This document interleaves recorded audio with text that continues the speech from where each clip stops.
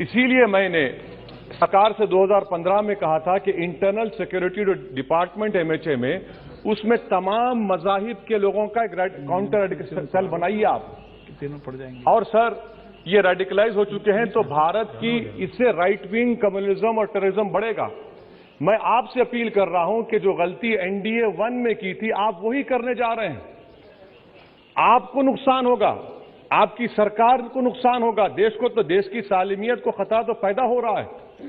Sir मैं आपके जरिए से सरकार को यह भी बताना चाहूंगा कि जिन लोगों ने ये रेडिकलाइजेशन किया है आप इस पर गौर करिए, इन पर यूएपीए क्यों नहीं लगाते आप? अगर कोई स्पीच देता है, अगर कोई फेसबुक पर किसी क्रिकेट मैच पर किसी टीम की तायीद करता है तो यूएपीए लगता है। एक सिटिंग एमपी के ऊपर यूएपीए नहीं लगेगा सर, मैं सरकार पर छोड़ता हूं। सर चौथी बात यह है कि रेडिकलाइजेशन की जब बात होती है, हमने यहां पर एक कांग्रेस के बड़े नेता से सुना कि 2 भारत हैं दौलत के एतबार से। नहीं सर, भारत की दौलत मोहब्बत है, भारत की दौलत पैसों की दौलत नहीं है, भारत की दौलत मोहब्बत है। हां 2 भारत हैं, एक मोहब्बत पर जो पिछले कई वर्षों से आबाद है और एक नफरत पर भारत बन रहा है। तो क्या आप दौलत की भारत की मिसाल देंगे या मोहब्बत की भारत की मिसाल देंगे? अगर मोहब्बत की भारत की मिसाल देंगे तो उसमें आपको मेरी जबान को रोकने के लिए गोली चलाने की जरूरत नहीं है। इस 2 भारत को समझने की जरूरत है। सर खत्म, सर मुझे खत्म, सर सुनिए सर, मैंने करीब से 6 फीट से गोलियां देखी, मुझे बोलने दीजिए सर। हो सकता है कि कल दिन ना देखूं मैं, अगर मैं यहां पर नहीं बोलूंगा तो कहां बोलूंगा सर? आप मुझे प्लीज बोलने दीजिए। सर मैं आपसे गुजारिश ये करना चाहूंगा कि आप हरिद्वार में, रायपुर में और इलाहाबाद प्रयागराज में मेरे बारे में क्या कहा गया? आपके नाईबी की रिपोर्ट है ना, आप क्यों छुपा रहे उसको?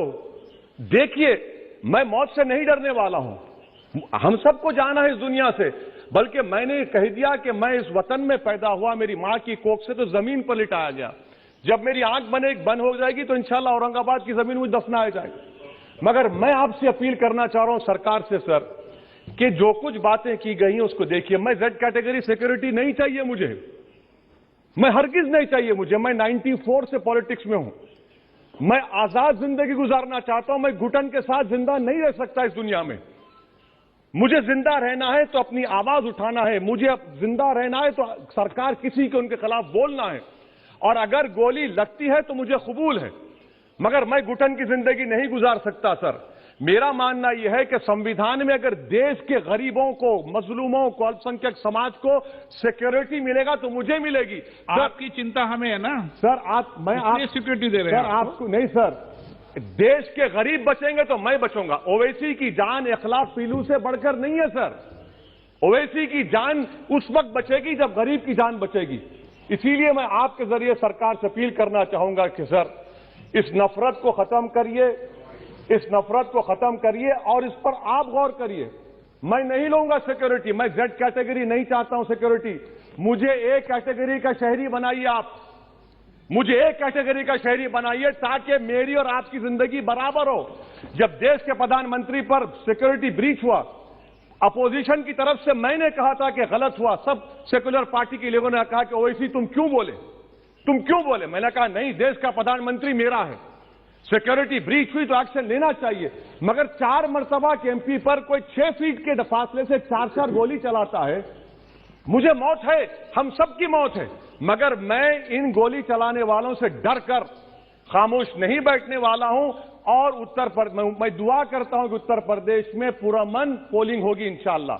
उत्तर प्रदेश की जनता गोली चलाने वालों का जवाब बैलेट से देगी, नफरत का जवाब मोहब्बत से देगी और कमजोरों को दबाने का जवाब हिस्सेदारी से देगी।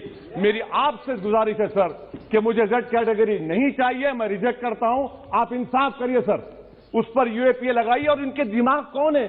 2 लोग रेकी करते हैं, उनको मालूम कि मैं मीरठ की ठोर से आ रहा हूं उस टोल गेट पर, और 6 फीट के फासले पर गोली चलाते हैं। तो आप देख लीजिए सर, आप सरकार के हवाले, अगर आप इंसाफ करना चाहे आप इंसाफ कर सकते, मगर रेडिकलाइजेशन आपको नुकसान पहुंचाएगा और इससे राइट विंग टेररिज्म बढ़ेगा। शुक्रिया sir. Thank you sir. Sir, I endorse with the feeling of Mr. Owaisi.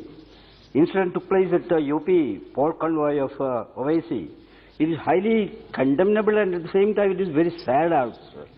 Asaduddin Owaisi को लोकसभा के भीतर आप सुन रहे थे। आपको बता दें उनके ऊपर हमले जो हुए थे, कार पर जिस तरह की गोलियों की तस्वीरें सामने आई, उसके बाद पहली बार वो लोकसभा में बोल रहे थे। उनकी ओर से जो बड़ी बातें कही गई हैं लोकसभा में, असदुद्दीन ओवैसी की ओर से स्पष्ट तौर से कहा गया है कि मुझे जेड कैटेगरी की सुरक्षा नहीं चाहिए।